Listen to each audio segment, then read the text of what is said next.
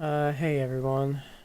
Uh, I'll get to the actual content of the stream in the moment. YouTube's forcing a different stream tool, so I have to get the link now for this. So that's great.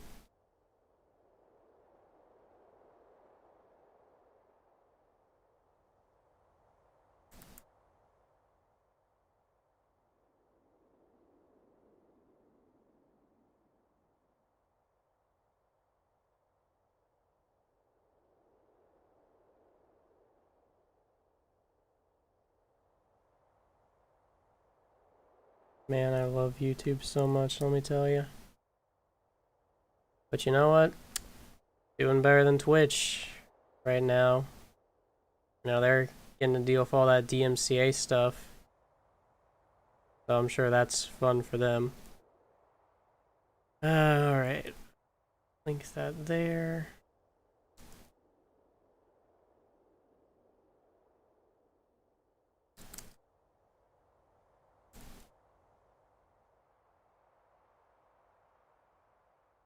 And I should have waited a couple minutes before starting this, but YouTube didn't actually give me the link for the stream until I started it, so you know, that's YouTube for you. What I mean by streaming tools, so there's a live dashboard, and there's a live dashboard on YouTube, and when you go to stream, it lets you configure a bunch of stuff, but they recently added a new one in, and it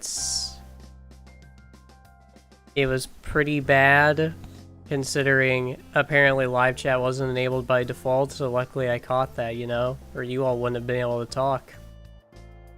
That would have been pretty boring, right? Hey, anyways, hey Voosh, sorry you're depressed, hope things get better for you. Hello, iSearch.YouTube, Bradster and Henny, and anyone who's lurking. I know this is a pretty late stream, but honestly, my sleep schedule's kind of fucked up. So we're gonna ease back into things with this game. Now, you can't see the game yet. Is the stream not coming through visually? Cause it should be. Alright, cool. Yeah. Alright. So, we got enough people here, I think. So, let's get into this. So, to give you guys a little introduction here. This has been something in the works by Sturpetrekker for a while, and finally gave the go-ahead. Well, he gave the go-ahead a while ago to that I could do a tutorial on this thing and then release it, and then provide a download link, which is in the description. But as is the case with the PAX format, it's insanely stupid how it was made and very inconsistent, but luckily this tool is going to help us. So if you look in the description, you'll see a link that takes you to this Google Drive, and you'll be able to just download all this. Mainly you'll want the toolkit.zip, but you should just download everything. And you'll see like Recom and KH1 DPX, and that's because we can actually import effects from those games into Kingdom Hearts 2 as well, due to them apparently using the exact same format. So that's nice, and you know, we'll go over that, but for now what we're going to focus on is, you know, the tools more straightforward things and the like. So yeah, Simba, your favorite Keyblade master without Windows. Okay, so once you've downloaded all that and you've extracted it and the whatnot, you'll see stir effect toolkit.exe, and you'll immediately want to go into properties and compatibility, and you'll want to have a check mark by run this program as an administrator and apply that, because you need to run this as an administrator. Afterwards, we'll just run it, and hopefully starting that doesn't fuck up the stream. So, tells you it's a work in progress. If you have questions, refer to the documentation. And it's not lying, you do have to do a lot of work to achieve the effects you want. Hey Terra J Wolfie, how's it going? So yeah, you'll be presented with this. You got the effect toolkit and then something mysterious. Who knows what he's planning? We only see darkness. Screen is black, of course it is, because OBS is... God damn it.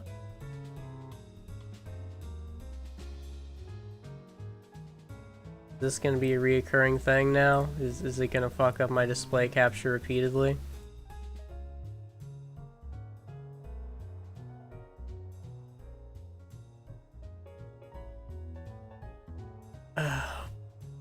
Yep. Display capture, please.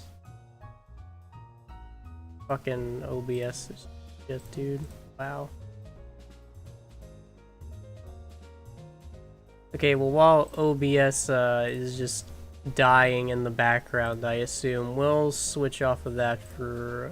switch off display capture for a while and just capture the window instead. So just give me a moment to configure that. Really professional on my part, I know. Go ahead and take in the greatness. Oh wow, window capture isn't working either. What can't OBS get right? I might have to restart this. This is going so well. This is going amazing. Okay, well, since running as administrator broke this, let me restart OBS real quick, you guys.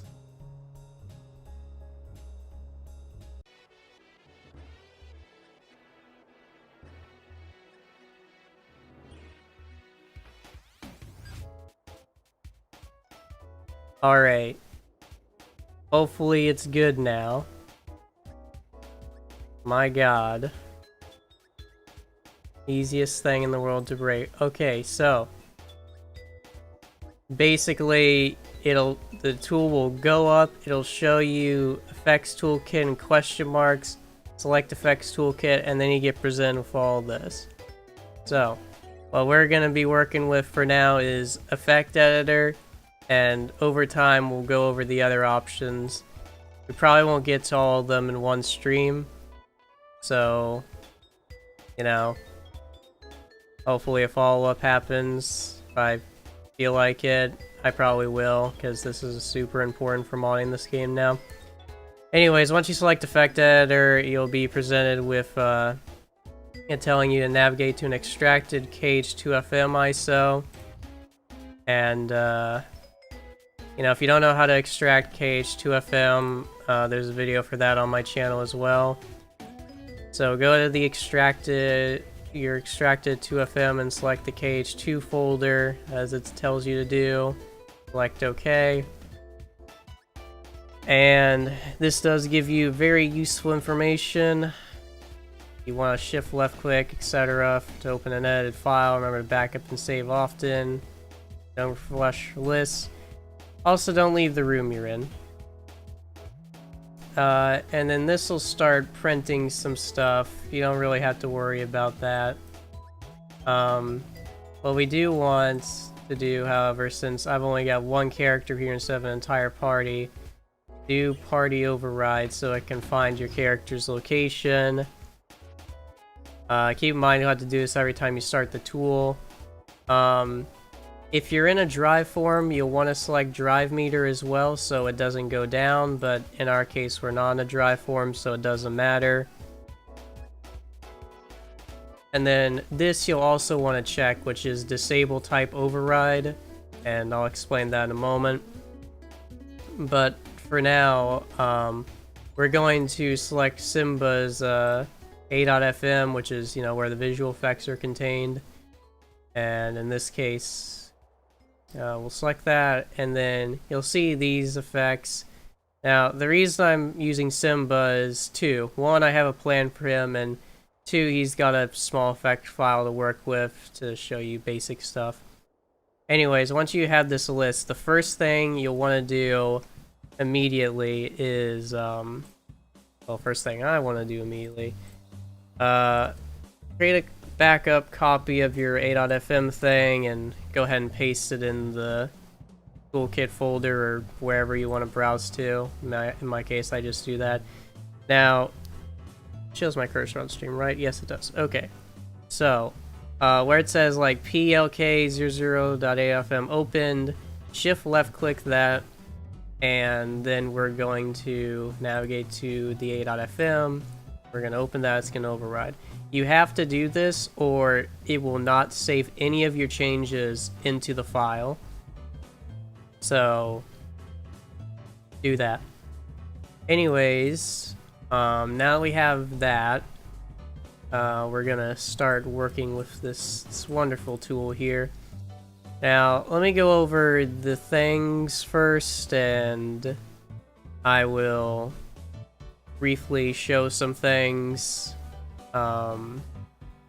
First off, disable type override, like I said, you want to have that checked first, because what'll happen is this right here, like center of room, on player, on target, etc., and like effect type over here, if you don't check this, it's gonna overwrite the effect whenever you preview it. So I'll uncheck that for a bit and then play this effect. Which, let me just drag some things here because I have a 720 monitor, so I can't show everything.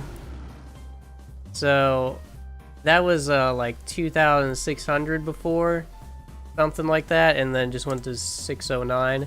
So if we set to center of room and then preview it again, it goes back to 609. So we want to disable that because we want to be able to command where our effects go. See, now it's in the center of the room because we did that.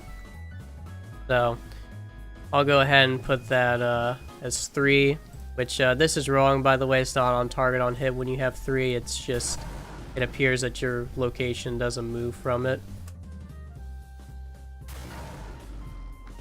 Anyways, so yeah, that explains that. Right now I'm clicking preview to spawn these effects in. This is very useful. There's something here called preview loop. I would highly advise against using this because this tool is very prone to crashing when you do certain things, and preview loop is one of them because sometimes it'll just fail to play the effect and then it'll flip out and crash on you. I forgot to mention this before, but this might be in it. No, this was on by default. Yeah, so down here is autosave, which I think was on by default now, which is good. Always leave it on autosave. What autosave does, it's probably obvious, but I want to show where it actually does this. Once you save your first file, automatically it creates this edited effects folder, and it's going to have every single iteration of a change that you do to the file. So, my advice is to sort this folder by date modified, so your newest file is always showing up at the top. Anyways, back to the tool. What's the difference between this effect modifier compared to how you've been using special effects for custom animations in the past? The difference is you can only take one character's entire PAX file and use that. Whereas with this one, you're actually able to combine effects, and also it's a lot easier now because you're not hex editing everything, and you actually know what things do. Most things, anyways. So, this right here is just the ultimate way to edit effects now. And honestly, thank God for this tool. Or stripper checker in this case. So, you'll see now I've been editing this effect. Now, there's two things up here. One is effect call, and one is DPX index. Now, to explain effect call, let me open this and, put his moveset file in here real quick. Yeah, so when a character plays an animation, in the moveset, there are these things called PAX sprite calls, and like right here, this animation plays effect 13 or whatever. So if we see on this list right here, there's PAX effect call 13, and we preview that, and that shows us, the effect that's gonna play on, according to the moveset editor, frame 2 of this animation. This is very useful information to know, because this PAX effect call thing is how you're gonna know how to activate this effect in your moveset once you start working on the actual moveset. Very wonderful stuff. And then there's DPX index over here. And DPX index is pretty interesting. You'll notice here, for instance, there's a DPX index 3 on the PAX effect call 13, and then another DPX index 3 on 16. And this means that 13 and 16 are both playing the same effect, but if you'll notice, 16 is a little bit lower than 13 visually. So what DPX index is it's the actual visual effect that plays once the effect is called, which means if we were to change this to like 4 now, and then preview that, suddenly it's this thing, but it's making the exact same sound that the previous one was. That's because the only thing this does is the visual, and nothing else is tied to this. So Unknown 1 and Unknown 2, I don't know, but I haven't really had to use them, so it's fine. Joint if type 1 is very useful, thanks to the Isaiah, but I'm taken. The joint thing here is extremely pertinent to how your effect's gonna be positioned.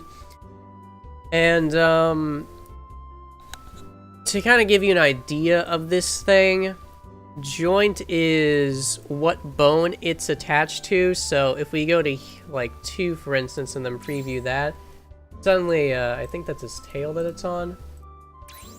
No, it's kind of the back of him. Okay, so now it's suddenly appearing at the back of him instead of before where it was appearing in front of his face. So this this joint thing adheres it to what bone you want, and I should have opened this before. You want to use Noesis for this, which I need to include a download link to that in the stream now that I think about it. Let me just edit that real quick. Where is this? Homepage, Noesis. This is not the Noesis I'm thinking of. What the hell?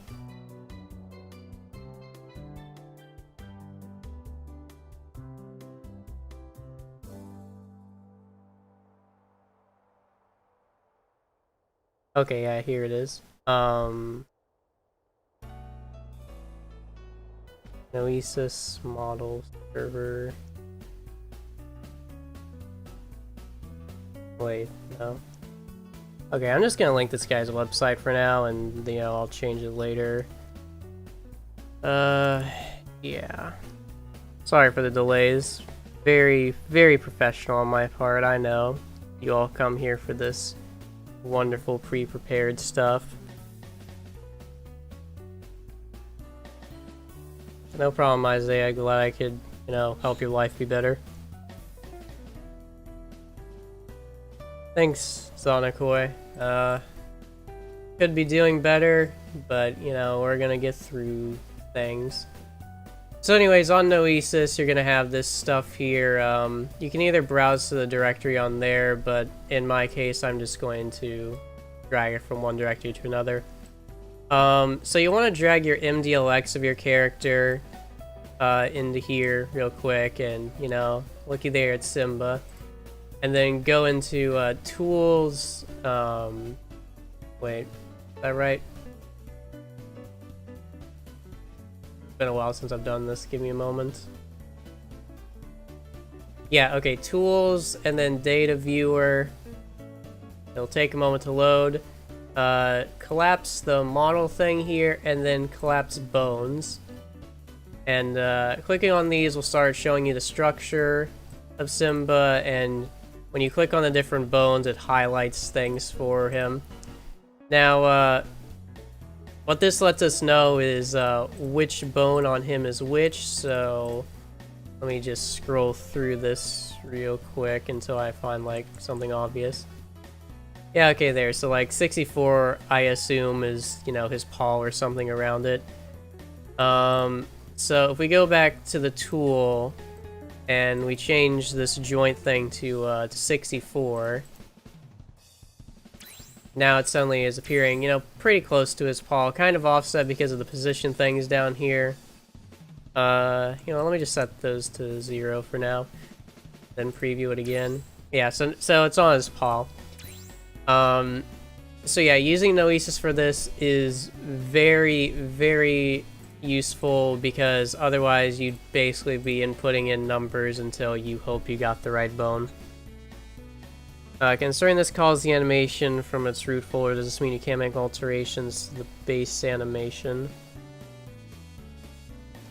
Are you talking about, like, the visual effects? The visual effect, you can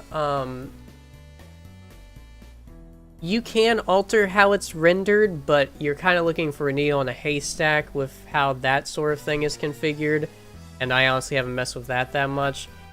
But you can alter its position, its rotation, how large or small it is, and when it triggers, and you can also heavily alter the coloring. Like, you basically have mostly free reign over the coloring. Cutting it short, okay, you can cut it short, actually. That's part of the effect type here. So if you have it on effect type 609, for instance, and you preview it, you'll notice when we moved there, it went away a bit quicker. Like that. And the reason for that is there's an effect type, which, you know, in this case 609, where if you activate the effect on the animation and then you make it disappear, or, sorry, if you activate this on an animation and then the animation changes, the effect instantly disappears, which is actually extremely useful for effects which are normally, are canceled automatically by the AI, or I should say canceled manually by it, because this allows you to essentially end an animation, an effect, rather than it permanently existing and then eventually crashing your game. So effects are linked to bones. Yes, but not always, and I'm kind of confused because it was near Simba's paws. Yeah, we changed it from, like, where it was before onto Simba's paws by changing the joint to 64. Thanks, Owen. Could be better, but I'm getting through stuff. Yeah, it's quite the leisure. Anyways, regarding the bone thing, this actually leads into my other point, which is, let me make this something that attaches to the player. Does that follow the player? Yeah, okay, so with effect type 1 here, you'll see as I'm moving around, this probably isn't the best effect to show for this. Let's try this one. Yeah, okay. Damn it, preview. So you'll see there as we move, the effect also moves with us, and this is the strength of attaching something to a bone itself, so that the animation can actually move with you, and also rotate. Kind of with how it's moving. Like, you'll notice it kind of like elevates itself because his paw lifts up. Yeah, there's some Kirby Cafe in this. But if you want, you don't have to make it adhere to the bone at all, and instead you can make it adhere to the player. And this is actually used very often in this game, which is making this 16,384. And what this does is that it adheres it to the character, like the entity itself, but it doesn't actually adhere it to a bone on it. So if you have it on one, it'll still follow the character, but you'll notice now it's not lifting itself up with like his run animation. So you can spawn effect on you and then it just won't move at all. Or you can make like effect type 3 here, and then you'll have an effect just spawn in there and you can move and it won't move with you. So, you know, it's up to you what you want to do with these effects, but this I'm just kind of going over because a lot, because this is like the crux of stuff right here, is figuring out how you want the animation to operate. And like we were doing before, you can set it to 609 here, and when you move it'll still go away. So yeah, pretty useful. Doesn't that mean the character itself has a bone of its own, just that's like the center / entirety of the model? Yeah, probably. I'm not entirely sure the inner workings of this game, but I imagine it just adheres to like something that is determining, you know, hey, this model exists and it's right here. Let me see.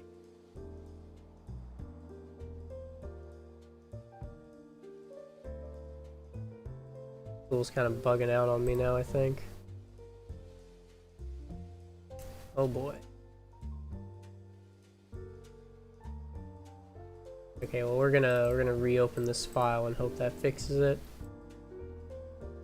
Yeah, okay, there we go. Let me just open the file again. We'll open what we were working on before, sort by date modified, so we get our latest file. Okay, cool. Right, so let's see, it was this effect we're working with, right? Yeah. Also, if you'll notice, now this list says DPX index 4 after we reopen the file, because we changed it to that before. Just a little fun fact. So let me do these real quick. Yeah, okay, so before we move on from effect type, you'll notice that here it's on like the center of the room, and usually when something's on center of room, so effect type 0 by default, that means that the effect is either a hit effect, which in that case it spawns on, you know, something that you collide with, the hitbox, and if it's not that, then it's something an AI actually generates the position of on its own. Like an example of this would be like that electric barrier Xemnas 1 puts out when he's like guard, and in that case the AI is like, okay, I want this to be here. Why they code it like that instead of just putting it in front of him and adhering it to his hand like you could, I have no idea. But that's what they did, so yeah. You'll learn not to question Square Enix after a while. But you'll notice with this effect, surface type and A and M type are both 1, and if we like go through the other effects, those all seem to be 0 except for this one, which is 1 and 4. Let me preview that real quick. Yeah, so that's like another hit effect, probably. So what these do, in my experience, surface type is almost always 1 when it's a hit effect, but then A and M type can be anything from like 1 through 8 I've seen. And what this does, surface type 1 is, you know, hey, this is a hitbox or whatever. A and M type is determinant of what kind of hitbox needs to be registered for this to come out, and it's kind of complicated to explain, but I have an attack modifiers text document here, which, you know, I think I included in a previous moveset tutorial stream. But like, okay, let's get an example here.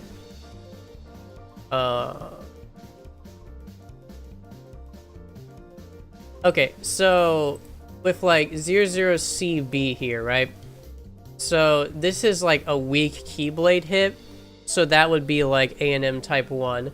But then you have 00C5, which is actually a Valor form finisher, and you know, if you like listen closely when Valor form does like this attack, you'll hear like a different Keyblade sound effect, and you'll also visually see like a much stronger looking effect from the Keyblade coming out.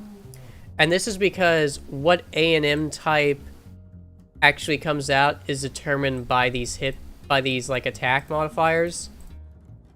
So this would be like A&M type 2, like, okay, I landed a really strong hit, so instead of playing, you know, this this weak claw animation, we would, in this case, I'll set this to like 2, not 0, 2, just 2, thank you very much. And then this would come out when you like played a critical Keyblade hit, you know, symbol was Keyblade Master. So you can change the angle of attacks if it's, say, a sloped surface or just for entity hitboxes. You can rotate every single animation in this game, or not animation, visual effects, sorry. And I think this covers A&M type pretty much entirely. There's not much else I can really explain in that.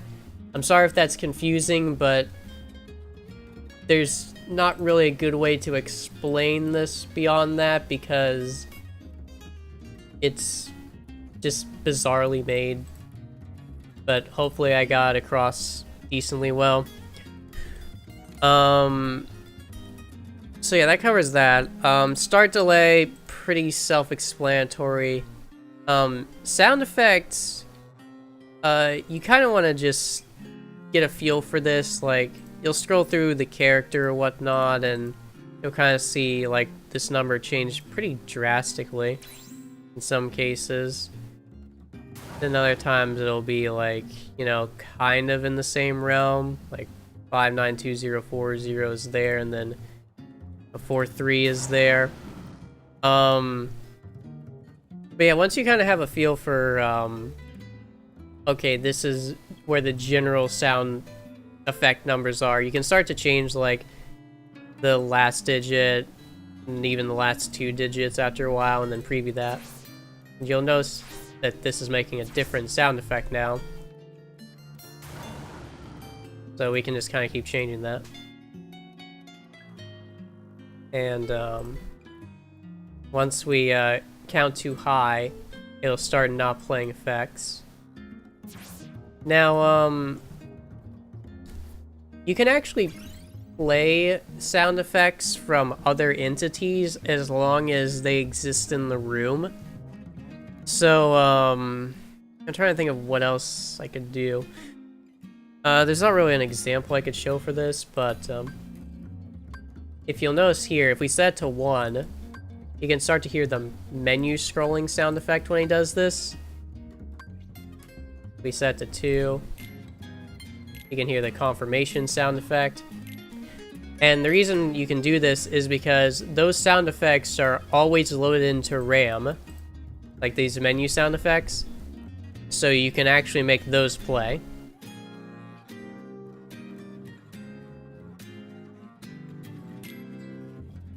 So just keep that in mind, because I have used this trick before already. Actually, one word of advice I will give. If you have the player out and you show, you know what, actually, I could probably show this if his commands are unlocked. Not, of course. You know what, let me just get around this real quick. That's right, folks. non-stop high-octane action going on here. Kingdom Hearts 2. There we go. Okay, God.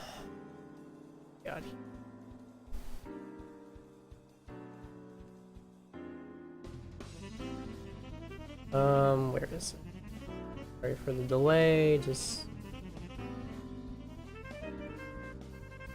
I'm clearly just blind right now. Ah, there we go. Give me just a moment. Just gonna apply code real quick. Get around this.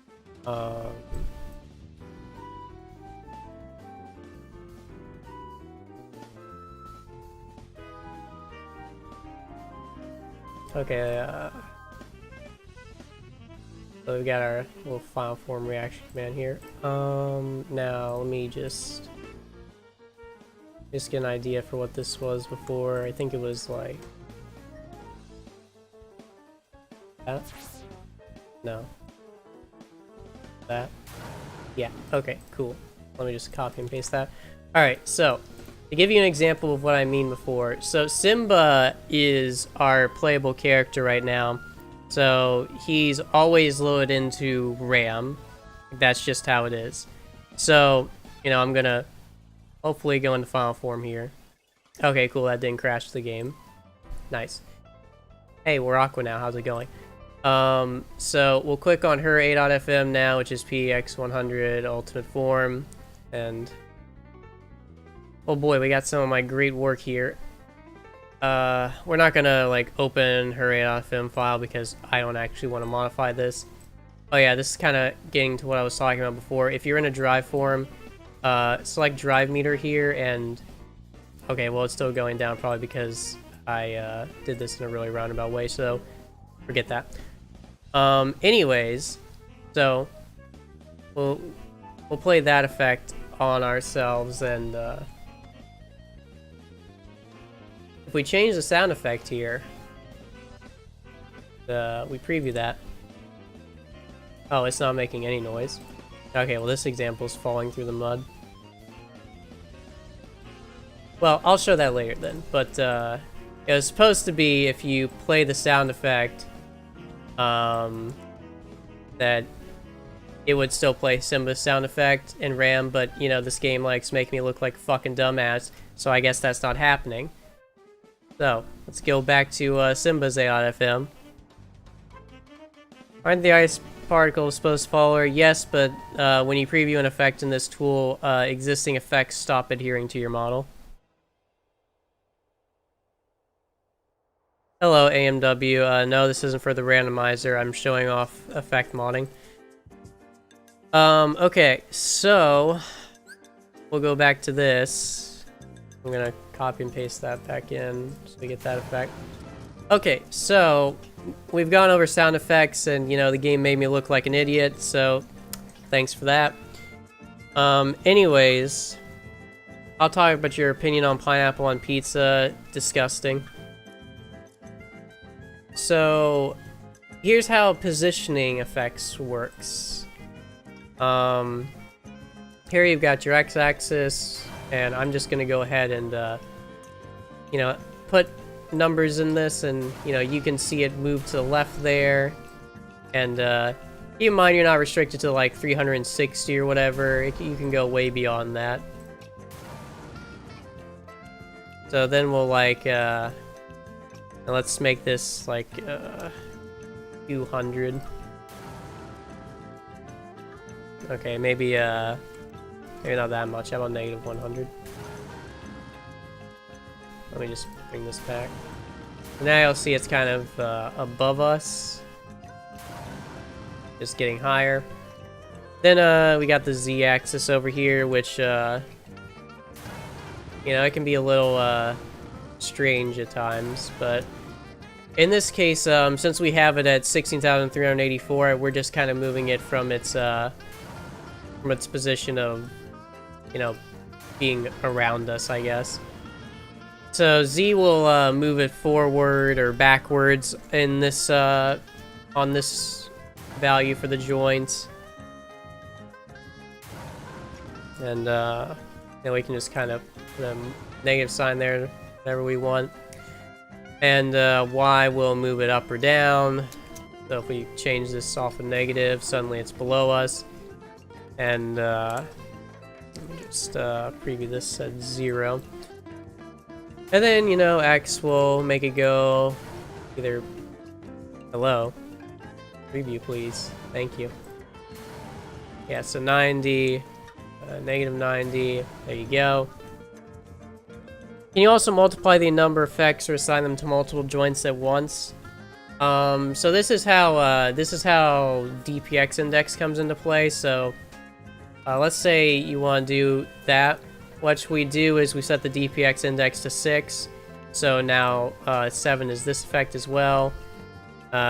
We can change the sound effect as well.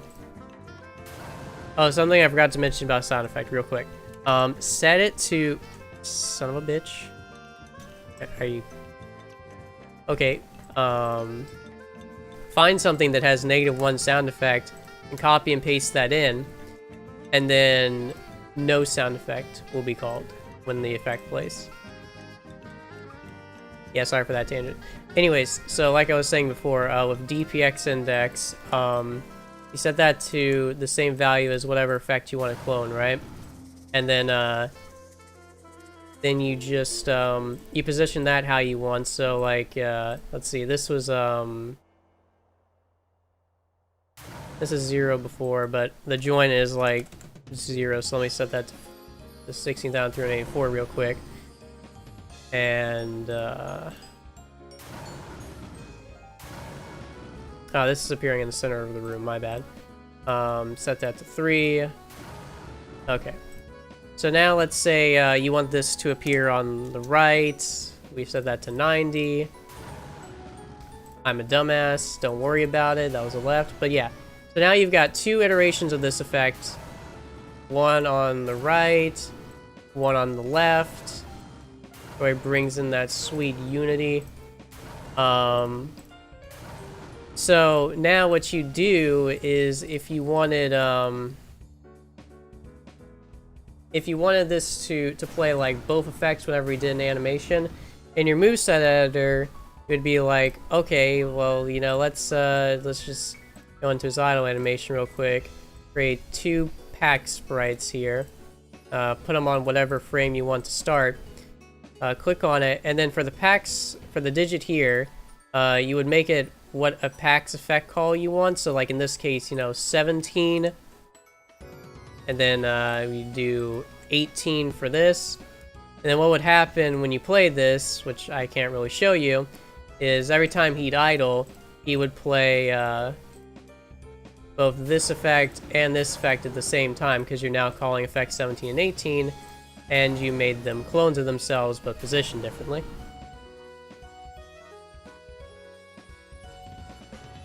So, yeah, you can clone effects, basically.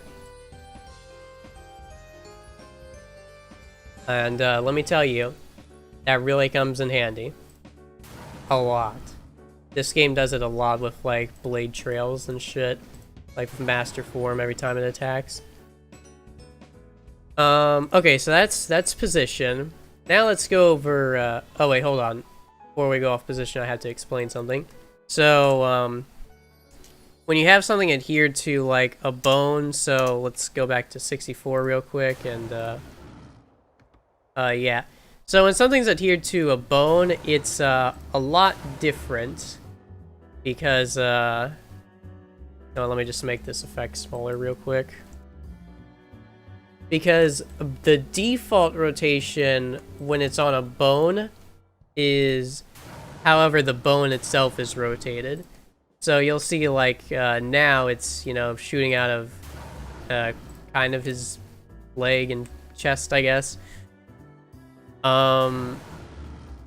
So positioning becomes a little more complicated with this because the game can get a little weird with position relative to bone, because like now, as you can see, if I change X,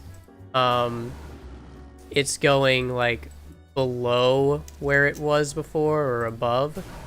So now suddenly this is kind of like a y-axis. Then if we do like y here, that's not very noticeable. Let me try that. Now it's kind of going behind us with y. And if we use the z-axis, you know, now it's suddenly kind of going to the left or into. Then if I do this, it'll probably kind of go to the right. There, my directions are mixed up. Just you can visually see it. Okay, I'm tired. So yeah, keep that in mind when you adhere something to a bone. It's going to rotate relative to that. Like now we have it on 2 and suddenly it's coming out from above us, sort of.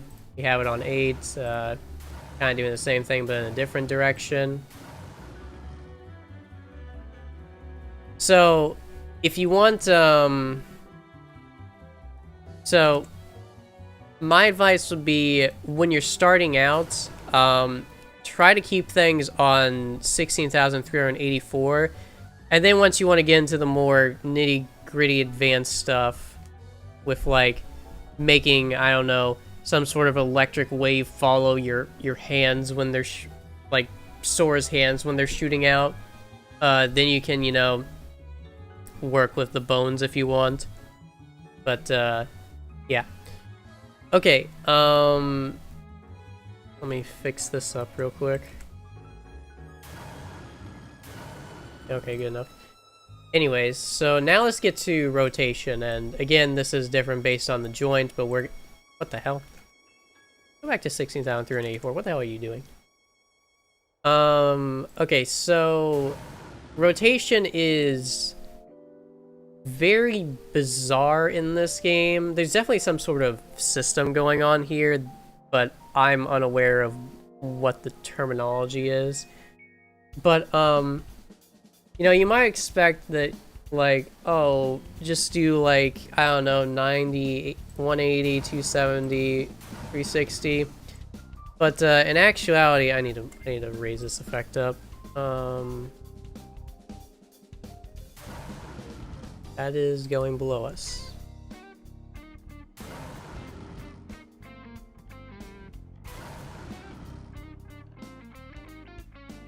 Don't mind me. Okay, whatever, good enough. So you'll see here, like, if we do 90 on the X, it kind of aims downward. And, that's all well and good, except it's kind of slanted. If you notice, it's still pretty slanted. In actuality, what you need to do is you need to view 1.52 as like your default go-to rotation value when you're doing like purely 90-degree. What's the terminology? Just like ascending from like 90 degrees, 180, 270, 360, and you can go between that.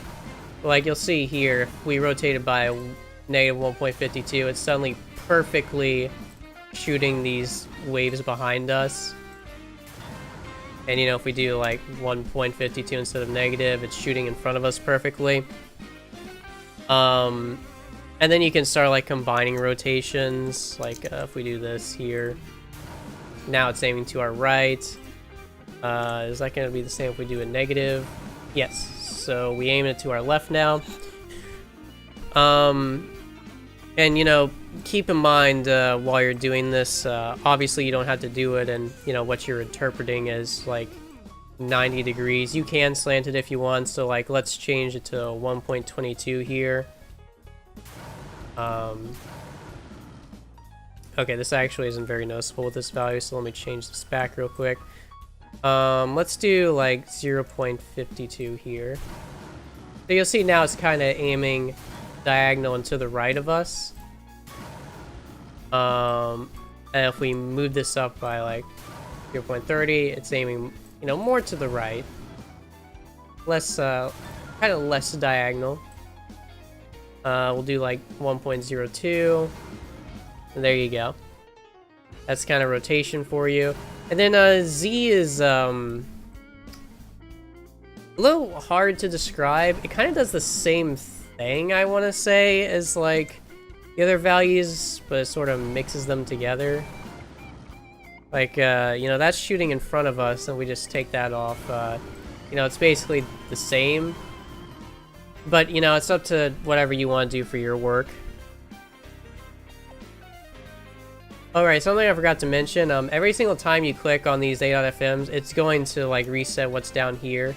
So you have to, like, you know, reopen the file that you want to modify. So, like, you'll see here, it names this, but then if we click here, now we've reopened the file, we're gonna have to reopen our file. Uh-oh.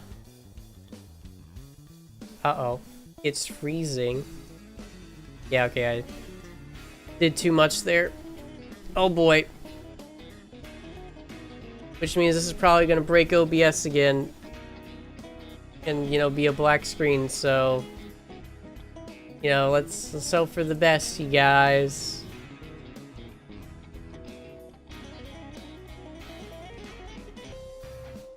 Ah, wonderful. That's looking like a black screen from what I'm seeing on the stream, so, you know, let me restart OBS again real quick.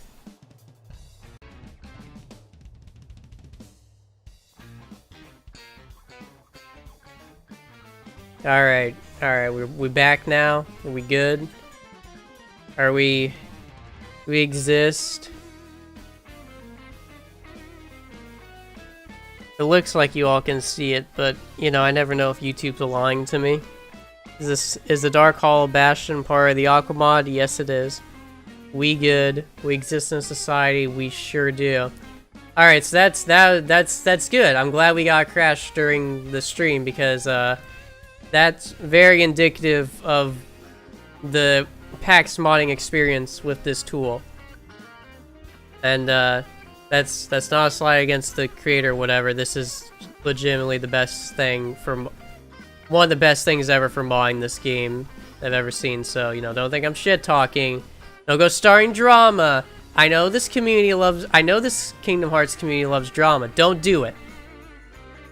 Anyway, so now that you've done that, you'll have to re-enable the things we were talking about before, like party override, disable type override. And we're gonna go back into Simba's A.FM file.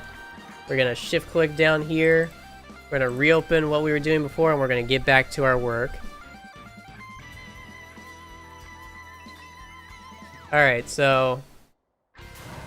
let's get back to changing these things. Alright. So, yeah, so we were talking about rotation before, now we're gonna put this back to 0.00. And now we're gonna go over bones again. So, let's set it back to Simba's paw real quick, and, yeah, we'll face him this way so you can kind of see, yeah, it's shooting out of his paw. Now, the rotation thing kind of applies the same to this, except now you're rotating things based on an already rotated bone, which is where things get pretty complicated again. But, you know, it still kind of works the same in its weird little way. Like, if you notice here, we go to 1.52. It's sort of angled there. You know, let me raise this effect a bit. 120. That's not really raising it because of how bones in this game. That's right. This was rating stuff, right? Right. Yeah, okay, so anyways, like negative 1 or 1.52, do like 1.22, and you know, it's kind of angled there. I'll change this down to 0.92. Also, when you're changing a value, make sure to click off of it into something else, because sometimes when you go select preview immediately after, it doesn't save the value input, so it doesn't look like things change. So now it's kind of going back, and you know, we'll count this down a bit by 0.30. Down a bit more. And as you can see, it's kind of rotating to where we want. So like 0.22 is kind of, you know, shooting straight out of the paw now, I'd say. You know, give or take with this weird effect that doesn't really belong at this angle to begin with. So yeah, that's bone modding, and then let me attach this to the player. And then, you know, you'll see it kind of moving up and down when you move because it's attached to his bone now. So you kind of have to use, you know, you got to get your creativity flowing, and you got to think with these effects, you know, okay, what would look good moving with the bone and what wouldn't, you know? Because we go back to like 69, 384, not 74. You know, this looks, you know, a little weird, but more natural. It basically looks weird because I've got stuff rotated. We'll set that back to 0.0. Then, you know, we got this little roar thing, just doing that. Let's set these to 0, and, you know, look at that. Mobile little roar thing. And then down here, scale. You can raise these values. The default is almost always like 1.00 for effects, but some of them, you know, will raise the scale. And then, you know, now you've got a big boy effect right here. So the parry / iframe stick with the animation's position, rotation, size, or can you add them / remove them from wherever? That has nothing to do with the visual effect, if that's what you're thinking. That's a moveset editor related thing, and you know, just to kind of go over that, this guy doesn't have iframes actually. Let me use an actual example here. I probably shouldn't be going over this in the PAX tutorial, but this is, you know, kind of quick, so I'll go through it real quick. Where's this thing?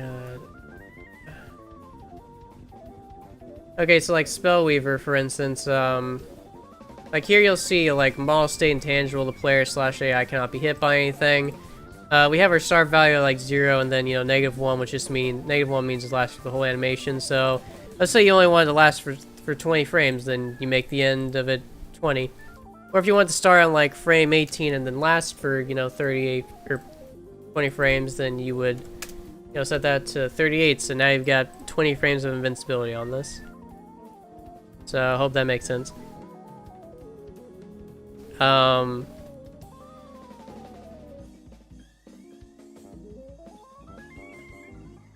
Okay, I search. You're mixing up like animations and like VFX.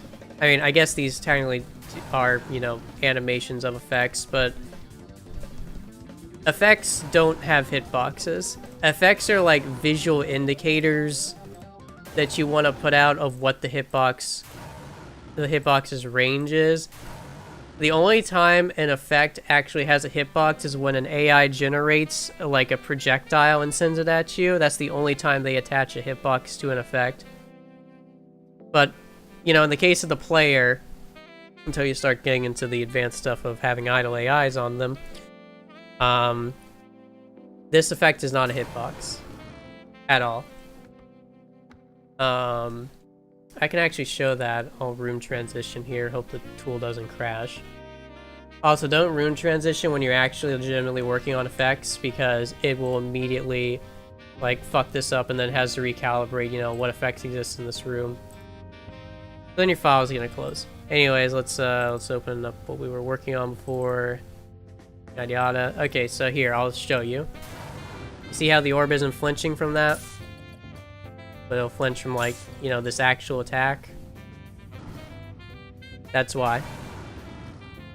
Don't ever get confused when you're modding and thinking like, oh, if I just play this effect, a hitbox will come out. Because that's not how it works. You have to manually, fuck, what's an effect for this? You have to manually time a damage effect caster in like group 1 on your moveset with like a visual effect that you want to play in like, you know, group 2.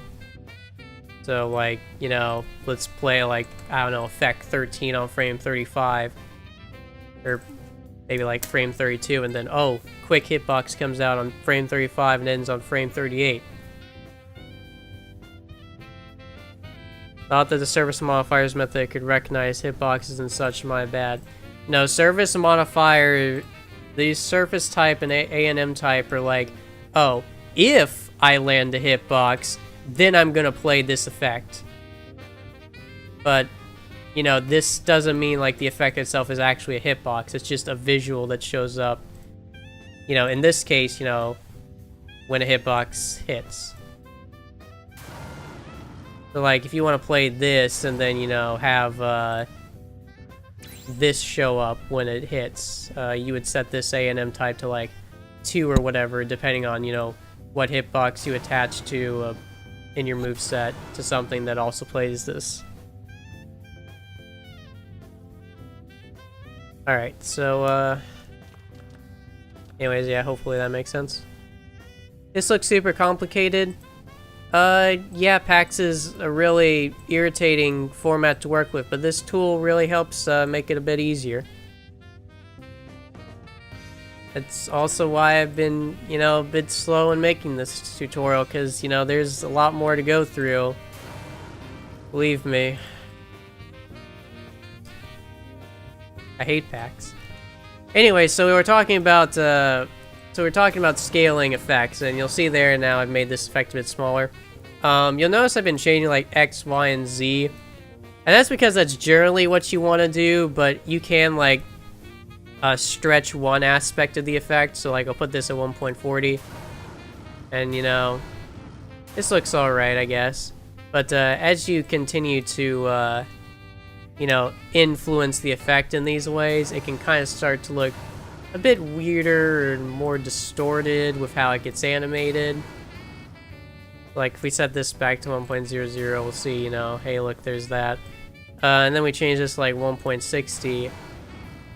You know, now there's suddenly, you know, more waves showing up at the top. Or I guess I should say larger waves. And it all kind of hones in on, like, the middle, sort of, I want to say. Which, you know, again, this looks pretty cool. And you can fuck with effects like this. And, I mean, I've done it before, but there are some things that'll come out really distorted. This just seems to be kind of a good effect for this. I mean, this one looks kind of weird because the rings are starting to, like, you know, really fly out of whack. Like, oh god, what am I doing? How do I adhere to this? So, like, those sort of rotating ring things are the kind of thing that's like, okay, maybe I should back up a bit. But, yeah. Hell, I might fucking use this now that I've made it for, you know, what I'm planning. Yay, tutorial. We're learning stuff, guys. Isn't that great? Anyway, so that's basically scale. 5, 6, 7, and 8. I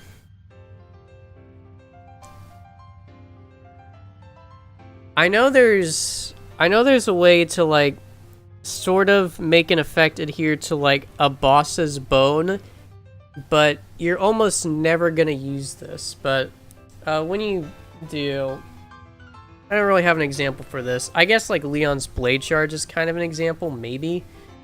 Where, like, suddenly his sword is following him around, and, like, when he makes it the big blade thing. That's kind of, this is typically used to add a weapon trail to a boss because they didn't code it the same way as it does for a player's keyblade. I honestly wouldn't really worry about these, but if you ever want to, go into something like Leon's A.FM and, like, check the values here and kind of get a grip on, okay, one of these is here to, like, you know, joint 64 or whatever, etc. The reason I'm like kind of glossing over these is because it's such a rare occurrence that there's honestly just more things to focus on. Playing Simba stuff for Aqua, foreshadowing. Dude, who knows, man? Who knows? All right, so that's that stuff. Let me get up here. He can't get up there, son of a bitch. All right, we'll just stand here then. I just need like a decently lit area. Okay, we're gonna drag this to the side a bit more. So we can clearly see this. It's kind of glitching with this surface. Whatever. Okay, there we go. That's better. Alright, so now we're going to get into the other part of this, well, one of the other parts of this tool. But, you know, the part of what we're talking about, which is, like, you know, modifying the effects. And we're going to start recoloring this effect. So, you're going to double-click the thing in the list that you want to recolor. And you'll notice... You'll notice here it's like DPX index 7 on the side here, when on our PAX we were on like DPX index 6. You want to make sure that the value is like the same one as what you're modifying. So probably this one in this case, because this is DPX index 6. Because the tool tries to figure out, you know, like what effect you want to mess with, but it doesn't always succeed. So always make sure the DPX index here is the same as what you see, you know, here or here. Anyway, so yeah, double click that. It'll take you to like the DPX tab. We'll go down here because this is DPX index 6. Double click that. And now we've got a whole nice list of stuff here. And as you can see, this effect has 14 parts, so great. I kind of wanted this to be simple, but it's not. Yay. Actually, we're gonna do a different effect. Where's I want this healing effect. Not that. Not that. Yeah. Actually, we'll do the claws. I'm sure the claws are a bit more simple. Yeah, okay, that one's DPX index 4. Yes, thank you. Good. Thank God. Alright, so we click on Effect Part 00 here, and immediately you're going to see a lot of stuff. Yeah. So there's a lot of functions here that kind of correspond to, like, okay, how are we going to render this effect? We've got our texture, we know what we want. What are we going to do with it? Tell me. Oh, great PAX format that is inconsistent fucking everywhere. You'd have to mess with, like, in this case, this is short for like angle, accelerate. I don't really know what this is, but it accelerates something. I assume this is like collision, what it means. Angle move, something move, collision move. So yeah, you got all these values here you can screw with. I'm not going to focus on these because it can actually take a while to get anything meaningful out of this. But basically, you'd click in one of these boxes and then you just kind of change it around until you get what you want. So like that was originally EC. We'll do like 0C and just preview this real quick to see if something's changed. And I can't really tell a change if something has happened, so yeah. Anyways, so here's what I want to get to. Like, there's point, angle, scale, you know, whatever. Color is, you know, that's what we want. Now, there are two things corresponding to color here, and, you know, thankfully this effect is, you know, gonna work with me here. There's color, and then there's, like, draw MDL3. And there's other sorts of like draws, like draw matrix or whatever, though matrix isn't accurate to what we're talking about here. But like if you see something draw and it's like MDL or something like that, this means draw model, and then there's a 3 there for some reason. I don't really get that. But yeah. So first, I'll go over that in a bit. I'm gonna go over color first. So you'll see here we have like a few different colors here, and you may be asking yourself, where the hell is teal in this effect? Color 3 doesn't make any sense to me. And what color 3 isn't necessarily a teal color that it wants to render. It's actually a color multiplier as the effect goes on for how it wants yellow to go to sort of change its color as time goes on. And this is usually meant to fade out the effect after a while. So if we change this to, like, say, a darker color, that's not really doing much. Maybe a brighter color. Maybe this effect isn't going to work with me. Maybe I'll just look like a moron. Yeah, maybe this effect isn't going to work with me.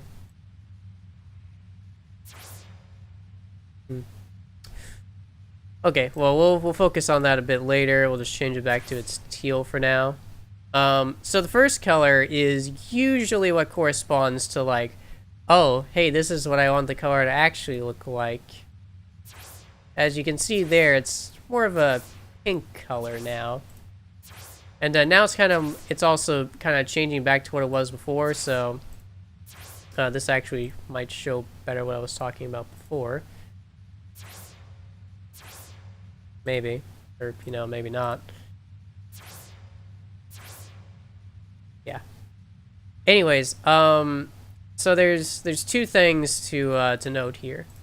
One is that the reason this is probably looking more magenta than red is because there's actually a texture for this effect. I'm almost certain. If we go into, like, sprites here, you'll see these kind of yellow effects, and these are actually PNGs, which the tool is capable of exporting and importing. This is pretty straightforward. You can just export the image. Maybe not. I'm not sure if it's actually doing it or not. Oh yeah, it did. So I'd export that image right now, and, you know, you could bring this into an image editor, Photoshop it and the whatnot. And then you'd probably want to just, because I don't actually know how you import this, because, you know, it's grayed out. So instead, you'd open, like, Crazy Cat's image editor, which is on his website, which I should probably link in the description, but honestly, I've linked it so many times at this point that people probably understand it. Anyways, so if you wanted to edit this, you would open it in, like, the A.FM, you drag it in, then you'd see all these different sprites here, and here we see the one that's used in that animation. So if you wanted it to look more red, you would, like, I don't know, hue it in Photoshop or GIMP, and you'd, you know, make it a red hue, and then you'd, like, here, we'll replace this, and you're not gonna go to the... Okay, well, basically, you'd browse for an image, you'd open it, and then it would replace it as long as it was the same dimensions, okay? Just trust me. I'm kind of glossing over this because it's the more basic stuff, and I want to focus on what the tool is actually capable of. So, anyways, since there's a yellow sprite in that image, this blue is kind of conflicting with that and multiplying throughout that. When the other colors are black, that usually signals, you know, hey, transparency or whatever. But it can also be a multiplier as well. As you see, it's kind of multiplying into that magenta hue slow or faster once we do this. So if we were to change this to, like, I guess a dark blue maybe. Yeah, so now it's kind of, you know, teal around, and then, like, it ends in a sort of reddish tint. Then if we make that red, the ending also looks a bit more red, so we'll just do blue again. Alright, it's not really working, but, you know, that's what experimentation is about. Like, I can't quite determine how these effects are going to play, man. It's just crazy. Look at all this wacky experimentation we're doing. So, yeah, you kind of just mess around with these until you get something that, you know, you want. You know, there's that. There's a lot of neat stuff you can do.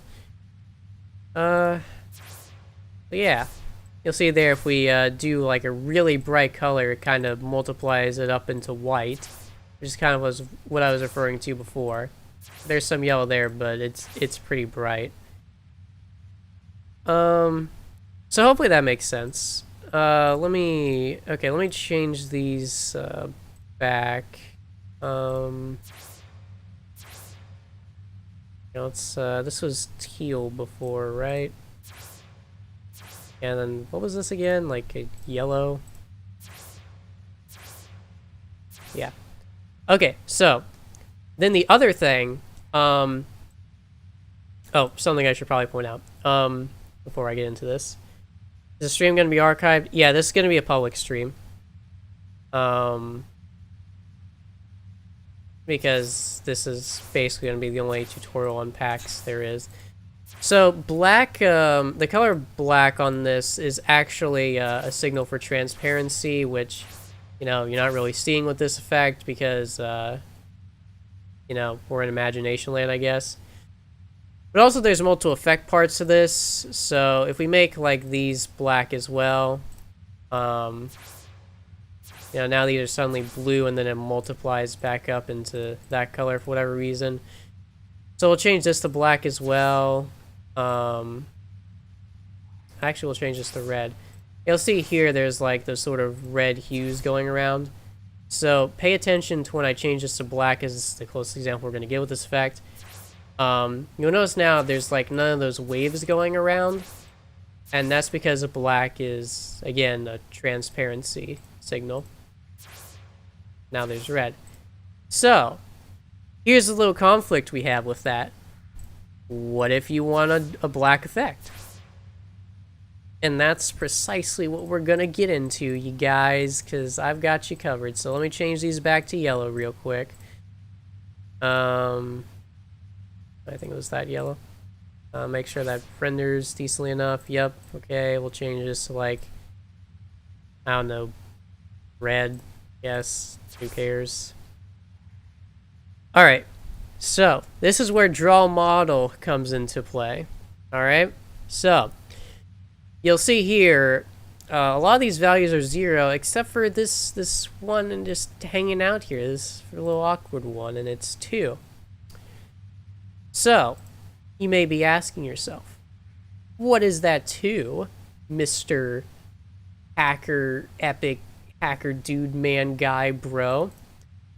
And that's where the models tab comes in here, and you'll see a list of models here, and they're labeled with these nice little digits here. So 02 is the model it was using here. That's what this indicates. And when you click on these models, you'll have these blend modes here, and you can change this value to whatever you want. You want to mess around, but you can also drop down this menu, and there's some other things here, like normal, all on, solid black, divide, subtract, difference, screen exclusion, linear burn, etc. If you've used like Photoshop or GIMP, just think of like the different brush modes you can put on, like subtract and all that. Except this is going to apply to like the entirety of the coloring. So we're going to put this on subtract, and this game's going to make me look like a fucking idiot because apparently this isn't the model, goddammit. Alright, fine. Which one of these is the model? Oh, wise, amazing game. Surely one of them has to be it. Okay, it was 0, 0 the whole time. Don't mind me. I got tripped up because it was 0, 0 and there's a lot of zeros here, okay? I'll show this example with a different effect in a moment, but for now we're going to talk about the blend mode. As you can see from all my mistakes, again, PAX is a little inconsistent and tricky. But anyways, we've set this blend mode from screen. Here's what screen is. And then we go to subtract, and suddenly it's a black and, you know, kind of blue a little effect. So, what's going on here? Well, it's actually taking these colors that we put in, which, you know, it's set to gray for whatever reason on the preview, and it's subtracting them. It's taking them. It's taking like these more bright colors and kind of turning them into something else. So if we do like a magenta color here, black. We do like this color, black as well. It's a little bit of a poor effect to show this off with because it seems like it's really influencing the sprite more than anything. So let me try a different effect for this example. Let's try this effect. We'll go to 6 here. Let's see. Do we have a draw model? Yeah, draw model. It's 3 something. Does this even reference the model? Let me go over this a bit, because this actually might not be a proper reference.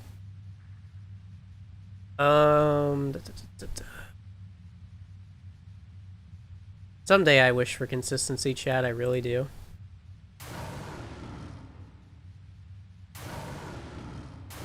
That's sort of accurate. You can see the bottom changing there. So we've got that part of the effect going dark. Which means if we go back to this effect part 0 function here, that means that these colors are actually getting inverted. So let's change this from like that weird pink thing to orange. And now you're suddenly seeing like this, you know, this fire kinda emitting from him. Or at least it looks like fire. The game probably doesn't intend for it to be that, but you know, we do. We're cool. Is what I will keep telling myself. Anyway, so here's another draw model thing. There's a 0-3 here. You know, maybe this one isn't lying to me. You know, so let's go to model 3 and let's to subtract and let's see what happens. See, now we've got a bit of blue emitting from the middle of him there, as you can see. If we change that to screen, you know, suddenly it goes back to the light. So if we go back into our function here and we change this to like red, we'll say, you can start to see like, oh, it's kind of a red, kind of magenta-ish thing emitting. So yeah, this is actually where it tells you where the model is. Don't mind me before. I'm an idiot and I haven't done this in a while. But yeah, look at this digit on these draw model things, and you know, like I was mentioning before with some of these draw model things, they don't always actually tell you. So just kind of be aware of that is really the best I can say. Sorry, I can't tell you something entirely consistent, but this usually works. So if we subtract this again, now there's, you know, more blue emitting out. So we can kind of have different dark effects here, and if we like put it as a dark blue there and now it's red, and I want to say it's kind of like, it's sort of a way of inverting these colors. See, now it's kind of like green or whatever. Yellow is kind of a straight blue. If we do magenta, now it's green. So you kind of have to experiment with that, but you know, as you can see, you can get some pretty interesting things. The lower slash seems to always stay reddish.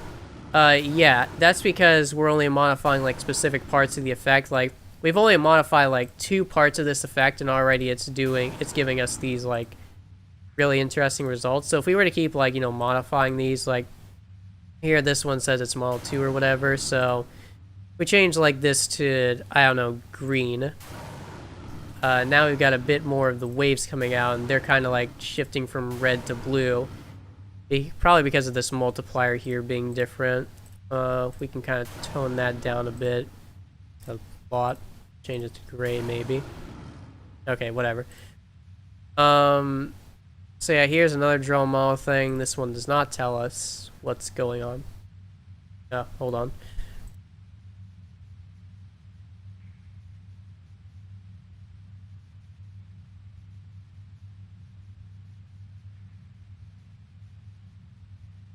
Okay, sorry about that. So yeah, we'll just, this also doesn't really tell us the model, so we're just going to keep altering these colors, because it might still use the same model. And, yeah, as you can see, our effect is, kind of doing some wacky stuff, yo. Oh yeah, this is influencing the wind. As you can see, that wind is becoming very, very teal. So these greens are quite a multiplier. So if we change those down to like a sort of darker color, maybe that'll fix it. I'm not really gonna sit here and do this forever, because honestly, the multipliers for these colors are probably the hardest thing to actually get right most of the time. So Yeah, but, you know, the point of this is just show you what you can do. Can you try a darkness effect? Well, this is actually, like, kind of how you'd make a darkness effect is what I did before. Like, the main reason I show off the draw them all thing on, like, subtract mode is because this is pretty much how you'd make a sort of dark effect. Let me get something a bit more basic. No, not that. That's a sprite. Okay, yeah, this is pretty basic. Oh, color.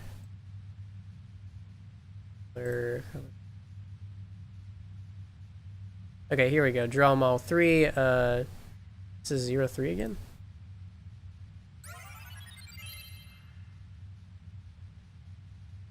Oh yeah, because this uses different models. Okay, so we subtract this.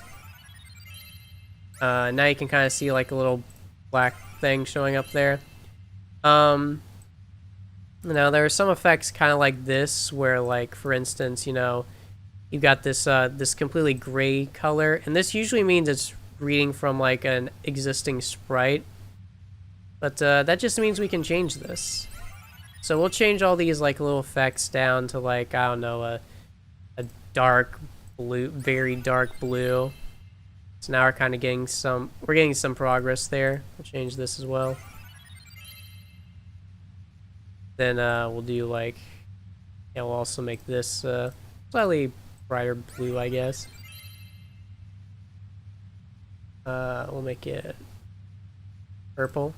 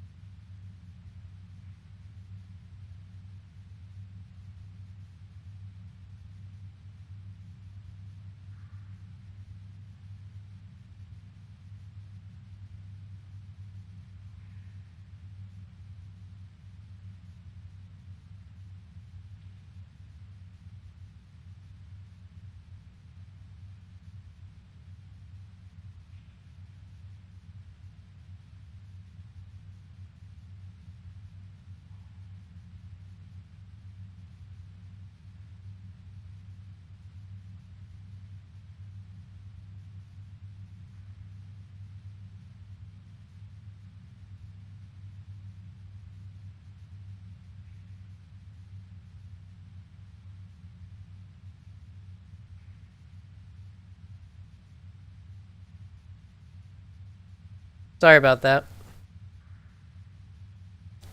Okay. Where is it? Yeah, alright, so we're kind of messing with the colors here. You'll see we got, like, I don't know, little dark leaves there. And, make this kind of purplish shade as well. Okay, that's a little bright for what we're going for. Let's try, this. Get a bit darker. Hi, Katie, what do you want? I'm teaching people how to mod a game that's over a decade old for anyone who's actually insane enough to do this. Anyways, oh yeah, so, that's a good point that Bradster brought up. There's also these sliders here which actually determine, like, transparency and the whatnot, which, can be pretty useful. Trying to figure out which one of these is, you know, a good effect to show becoming more transparent. Yeah, so we'll, like, make this red. We'll slide that down a bit, and you'll kind of notice it's a bit more see-through now. We'll bring it back up, and, like, now you can see it more. We bring it, like, all the way down. You can still kind of see it, but I think some of it just turns completely transparent. So yeah, transparency sliders are also a thing. Keep that in mind. Only goes up to FF, right? Because Hex. What only goes up to FF? Sorry. You can change the cure color. You can change any color of these effects, basically. So, not really sure what this is. Oh, that's like the little light that appears above you when you heal. Alright. So, you know, we'll just, like, kind of just doing stuff to show you, like, how flexible it is at this point. But, you know, hopefully just kind of giving you all, like, an idea of the extent of what you can do with this tool if you want to actually try it out for yourself. Let's do right. That. Yeah, then we'll change these to, like, I don't know, dark thing again, because why the hell not? You know, we'll just change that to that as well, and oh my god, look at how evil that effect looks, you guys. I'm scared. I'm spooked. Someone's gonna have to come over here and you know, have to save me from all the spookiness of this effect. Anyways, jokes aside, yeah, for some effects like these ones, you can get a dark effect pretty naturally, but then, you know, for other ones, you kind of have to mess with the blend mode. But, you know, again, it's up to, like, the whole, like, how much do you want to experiment with it. Because some of these effects just naturally let you make them, like, a dark black color. So that's nice. Yeah, color here. Yeah, do that, just change stuff around. So, yeah, that's kind of a dark-ish effect, I'd say. Oh, let me change this.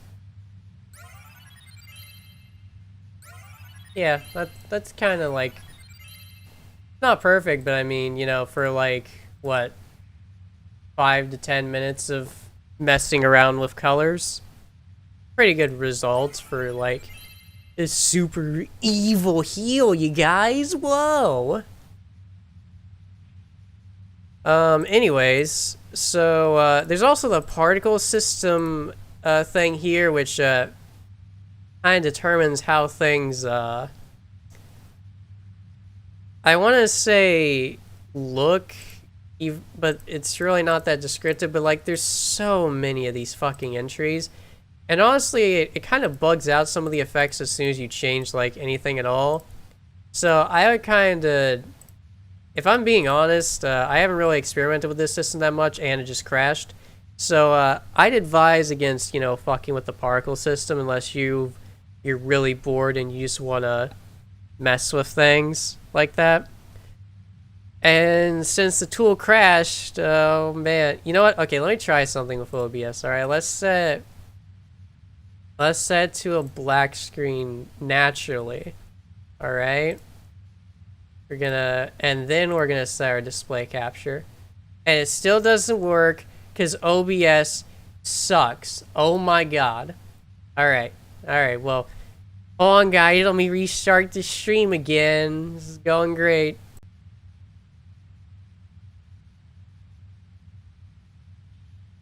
Oh man, are we back? Did we do it, you guys? Remove your display capture and then re-add it. Already tried it earlier, it doesn't work. The OBS stands for obnoxious bullshit? Dude. You're absolutely right. You get a gold star. Anyways. Party override. Disable type overdrive. Get used to re-clicking those things because you're gonna get quite a few crashes. Anyways, click the file, shift left click, go back to what we were editing before, and we're back in this. Does this save all of our work? It did. So you see, guys, it's like it never even crashed to begin with. Isn't that great? Isn't it? Anyways, yeah, we've gone over colors pretty extensively. What else is there to... Let me look at through these sections real quick. We've gone over, like, the effect parts and, you know, color, and I didn't really go over all this stuff, but, you know, I'm gonna be honest, guys. I have no idea what the fuck PPPEI draw ship Holly does, and I'm not going to pretend that I know everything about PAX. I'm just I'm giving you the information on the stuff that you're mainly going to be wanting to use, and then if you want to mess with stuff like this or the particle system, you are free to do so, because I kind of like to focus on things that seem more pragmatic. Is that the right word? I guess. Anyways, there's also an unknown tab, which, you know, I don't know. Probably why it's an unknown tab. So anyways, how badly can we permanently damage the game is the real question. Save with a lot of codes on that you don't have in a controlled environment, and then load it up on a PS2. That'll work. Okay, let's go over magic files, you guys. You guys like magic? I like magic. Simba even... Oh no, that crashed the game. You can't preview magic with him. Uh-oh. Alright, we're gonna load a save state thing here in the spooky postern or whatever. Alright, let's try this again. Yeah, that still freezes. Okay. So let's load a nice little save file here. Your save state. Where we're Aqua instead, and yeah, hopefully that's not gonna make this thing crash. Try now. Yeah, okay, good. You have to catch magic in the rest of the stream post-upload. Thanks for your exposition. Take care. Alright, have a good day. You take care as well. Good to see you again, bro. Thanks, AD. Good to see all of you as well. Someone doesn't really have much in terms of magic anyways. Yeah, this is where the real magic happens. So, we're in Thunder 3 right now. Thunder3.mag, I should say. And, hold on, because, again, I wasn't prepared. Because, you know, I'm a real professional guy. Magic, Thunder 3. So, like before, these are basically effect containers like A.FMs. So make sure you make a backup of it, or rather I should say you make a... Well, yeah, make a backup of it, then open it in this thing. You just have contrast set really high in PCSX2. This room is always way darker on your end. I don't have anything set on PCSX2 pertaining to graphics to my knowledge. But anyways, so we'll sit in the middle of the room here for this one. I'm gonna rotate the camera, see a bit better. So, editing magic is pretty much the exact same as what we were doing before. The only thing is you don't really want to change the effect type of magic. And probably not really the rotation either, although you could. But yeah, the point is, editing magic is pretty much exactly like editing, you know... what is it? Their files. And, this leads into another thing, because I forgot to mention this, because I'm really smart and also Simba doesn't have a keyblade. You can edit things to appear on the keyblade specifically, as you can see right here with this persistent thunder effect. So, I'm gonna do that real quick. Okay, so we're in our good little armored form now, and oh dear God, it's... Uh-oh. Well, you know, I guess we're restarting the stream, guys.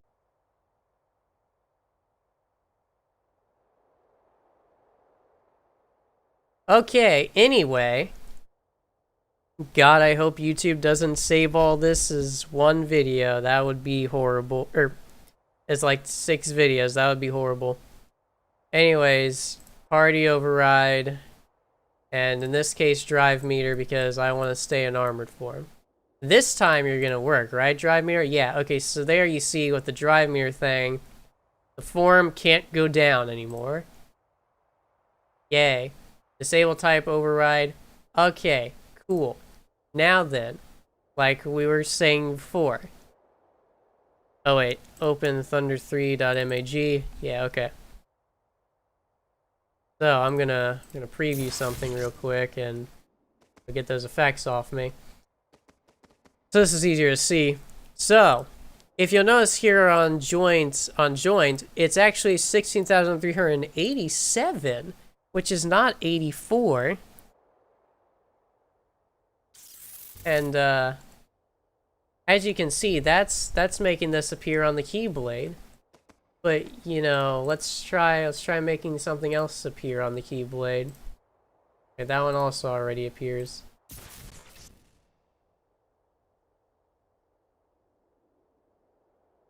That's a hit effect over there, so yeah, we'll make that appear on the keyblade. We'll change the effect type real quick. Then we'll set this to 16,387. And as you can see, it does in fact appear on the keyblade. If it previews. Yeah. A little large for being on the keyblade. Let me change the scale down a bit real quick, so you know, looks a bit more realistic. We'll change that a little bit more, because I'm a picky bastard. Alright, yeah, so there we go. Now, as you can see there, that's 16,387 is how you make it appear on the right keyblade. But you can also make it appear on the left keyblade, which is really cool, because I'm not sure I know of any effects in this game that even appear on the second keyblade, but they have a function for that. So as you can see, now there's stuff appearing on Stormfall instead of the Master's Defender. Well, it's slightly above it, but you know, it's supposed to be on it, and you could change that with like a bit of positioning magic. See, like there, 40x, and now it's on like the tip of the blade, right? Isn't that cool, guys? Isn't that great? Also, this one's previewing on the keyblade now for some reason, which I don't really get. Oh wait, it's because they're both the same PAX call for whatever reason. That's actually bizarre. That might be a bug on their part.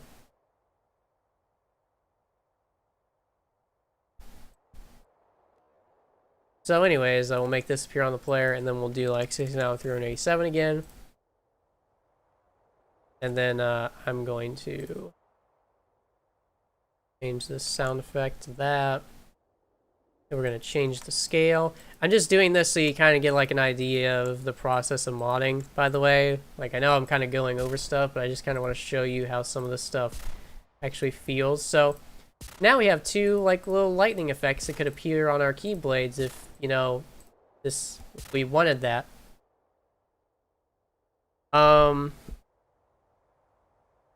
So that basically covers I'd say for the most part that pretty much covers all the stuff you'd want to know about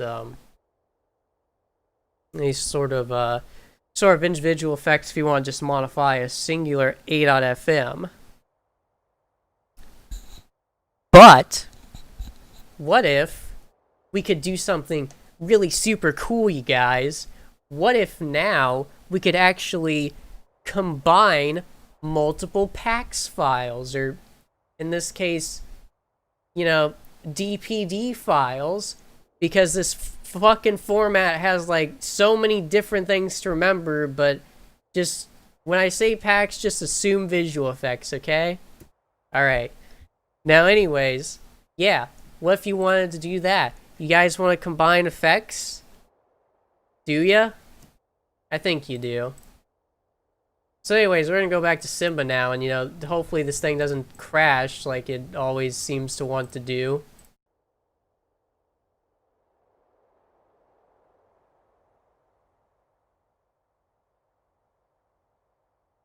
Now, this one's gonna get a little bit more complicated, and unfortunately,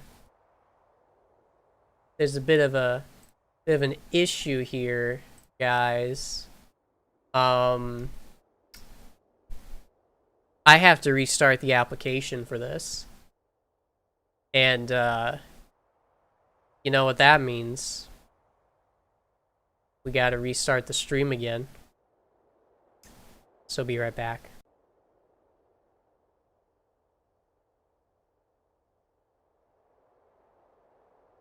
Alright, and we're alive again. We're brimming with energy and vigor and pain and suffering. God.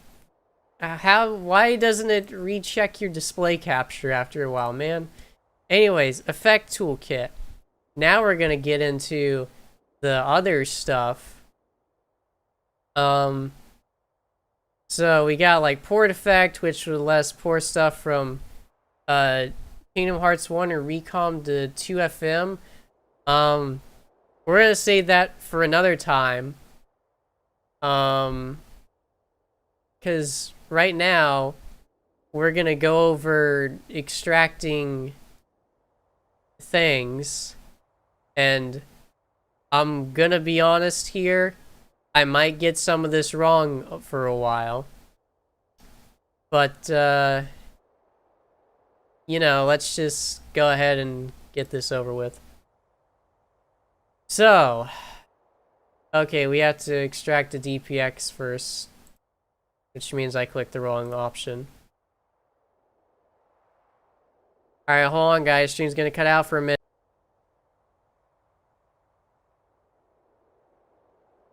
You know what, guys, I just have to say, thank God that I'm not like a Twitch streamer or whatever. Because,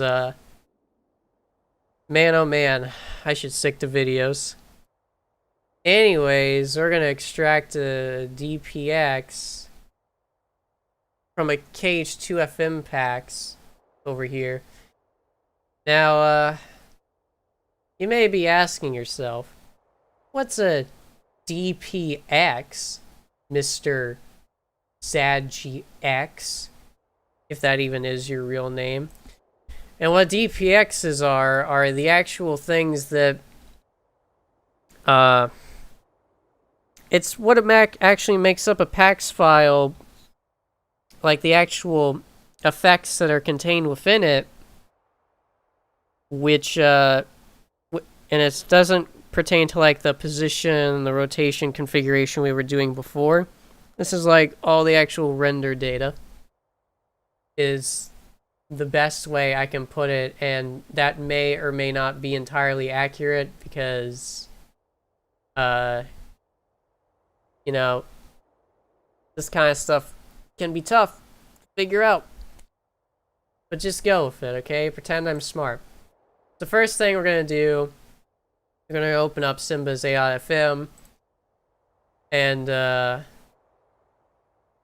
you'll see some stuff printed on the little console thing over here. And I'm not entirely sure it exported or not. Oh yeah, it did. Export it into this KH2DPX folder. My bad. We're good.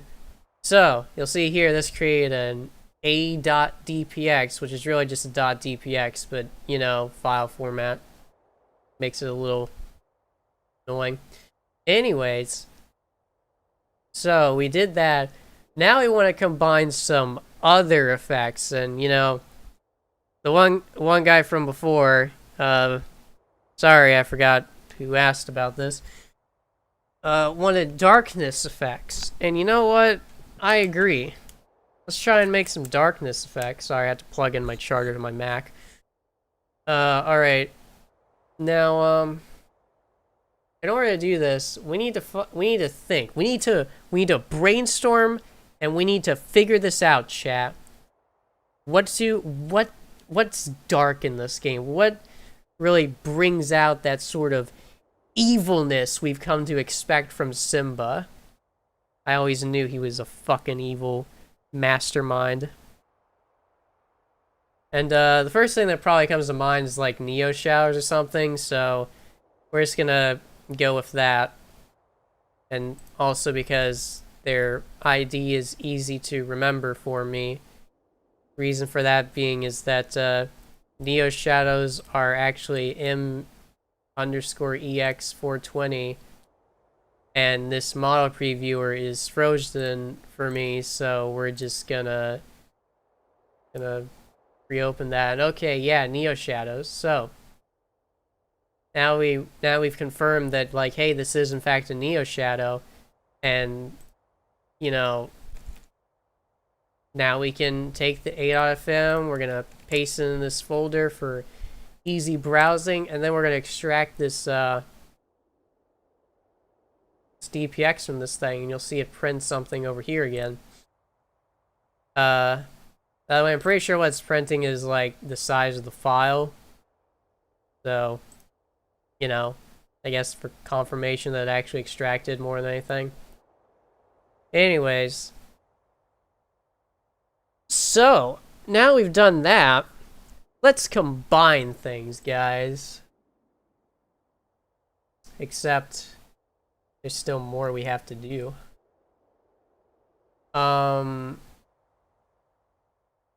Let me just exit this again real quick and you know, destroy OBS, because, you know, OBS just kind of it just deserves it at this point. I really think it just does.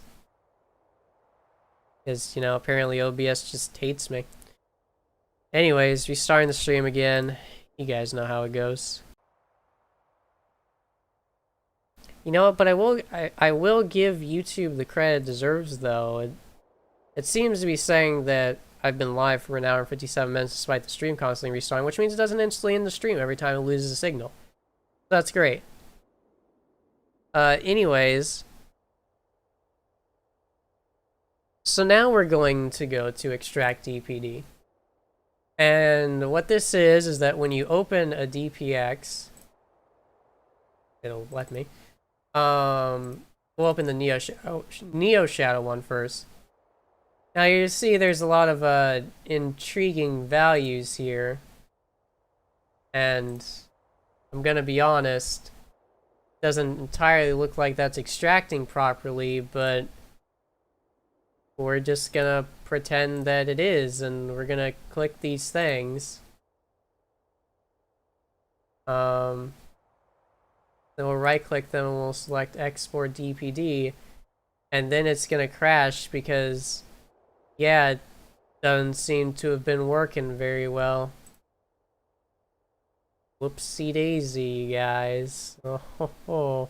You know what, before I restart the stream again, I'm gonna see if it actually does it properly. If I do it a different way.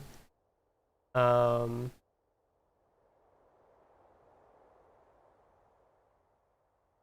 you know, I'm kind of not really counting on it at this point because it just doesn't seem to be working.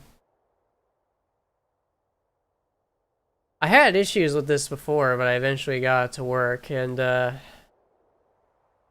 not entirely sure why it's doing this now. But, you know, it is. So, just gonna have to, unfortunately, live with that for now.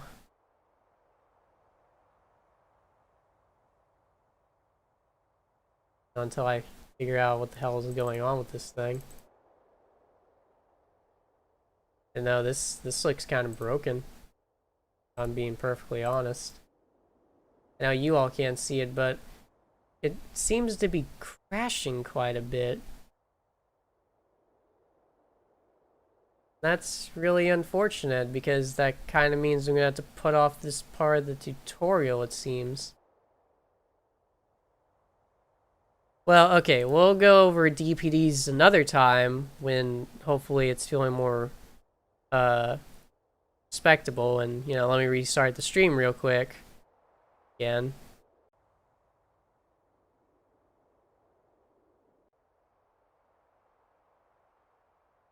Oh boy. Are we back now? I sure hope we are, because, yeah, alright, it's fine. Okay, so instead of doing that, with the DPD things, we'll just combine the entire DPXs for now. What I was going to explain before was that the DPXs are made up of DPDs, and what the DPDs are is they're files that have a collection of the actual visual effects stored in them. So like there's kind of, it's like DPX is like a collection of them, whereas a DPD is like they're kind of split off into these little subsections, which is really good because that means that if you want to put your effects into, like a boss's effects into something or an enemy's, you're not bound into like importing all of them. You do have to import them based on like what groups they're a part of, unfortunately. So if you get a large group, that's kind of But the reason importing too much is an issue is because you know, it's a PS2 game and there's memory limitations. So you gotta be careful not to make your effects file a little too large. But anyways, let's build a PAX file. Oh wait, you have to add DPDs to this? Oh boy. Well, you know, maybe with some miracle it'll just accept the entire DPX, you know? Number of DPDs to add. Hey, maybe it'll work after all, you know? We can certainly hope. 2 DPDs added. Yeah, well, this probably isn't gonna work, but hey. Anyways, when you're making a DPD, you want to set the number of PAX entries up to like 100 because you're gonna want to have a lot of space to be able to clone stuff, and because of that, you'll want to add like a number of PAX entries here. And, you know, when you build the PAX file, it'll say, oh, you've added a new thing. Please enter an effect number to reference in decimal. You're gonna have to type 0 a lot here. And if you mess up once, it, you know, crashes the thing instead of just saying, you know, invalid number. So, I actually didn't know that. So keep that in mind, I guess, while I restart the stream. Oh yeah, we're back. We're in it to win it again. Okay, effects toolkit, edit build packs, and we're gonna add these nice little not DPD DPDs, and that's probably gonna break. You know what? For the sake of the tutorial, we're just gonna add like a few PAX entries. We'll add like 15, and then we'll build that. Then you'll want to go over to the console here, and it'll complain to you again, add an effect number. So I'll just type 0 a few times, and okay. Save the file as, you know, whatever. Yeah. Okay, so then, go into the DPX thing here, whatever. Yeah, whatever.pax. Now, the chances won't work because I added DPX instead of DPDs, because, you know, DPDs won't extract properly. But you know what, we're gonna remain hopeful for now. So anyways, because this is a PAX file, what you'll then have to do is you have to open Crazy's bar editor, which again is on his website. And then you want to bring in like the character file you've been modifying, so in this case plk000.afm. Then you'll see like 0x12 here, and you'll want to right click that and replace it with the whatever.pax. Then we're going to save that, and make sure it saves as type a.fm. Then we'll say that this is like just put this as backup, because, you know, always want to keep backups. I'm really expecting this to crash, but, you know, there's unfortunately not much I can do besides, you know, eventually just taking some existing DPDs that I extracted before, mash them together, and then be like, hey, this is how you do it. But it's kind of not good for the whole tutorial aspect. So anyways, then we're gonna put this in our object folder where our patcher is, and we're gonna patch this in. If you don't know how to actually patch this game, again, I have a tutorial on patching your ISO, so watch that if you need help. Yeah, we'll paste this in, place the file. Then we will copy and paste this in. We're going to shut down the game. We're going to close the effect tool for a bit. Okay, and then delete that. Wait. Yeah, delete that. ISO. I had to clear out my garbage bin because my hard drive is running out of space. And space is kind of a necessity. Alright, so patch maker, copy and paste this stuff in, confirm, yada yada, wait a bit. Oh boy. And now we're gonna just, we're just gonna take that nice little patch there, we'll run it through, and we'll wait for that to go through. I don't know too much about modding, but can you use the Kyrie Melody of Memories model? Apparently people are working on extracting that game now, so if it ends up being not too high poly, yeah, maybe.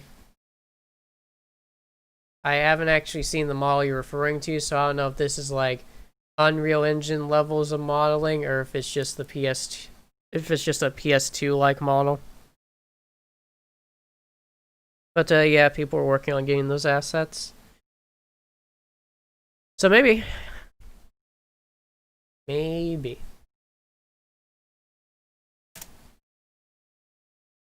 Alright, so we've patched that, and we're gonna go ahead and we're gonna like fire up this wonderful game that we all know and love. Wait for that to load, and is it gonna blast full volume? No, okay. Maximize this for a bit. Ooh.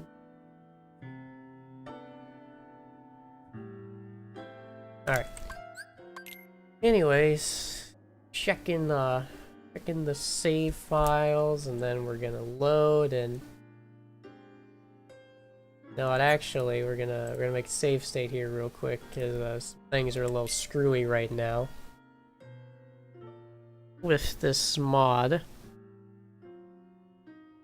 Alright, load that. Hopefully we don't get wallpapered. We're waiting. Okay, good. Alright, we're gonna save state here as well. Go to the world map. Then we're gonna load in your boy Simba.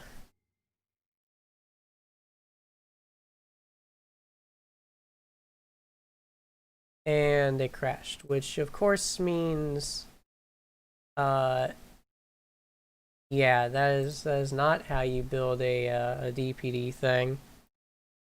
Is it true that Melody Memory uses the Kingdom Hearts 2 models? I don't know. I haven't paid any attention at all to Melody Memory, so I'm not the guy to inform you on that sort of thing. How long has this been going on? 2 hours? Okay, so here's what we're gonna do, alright?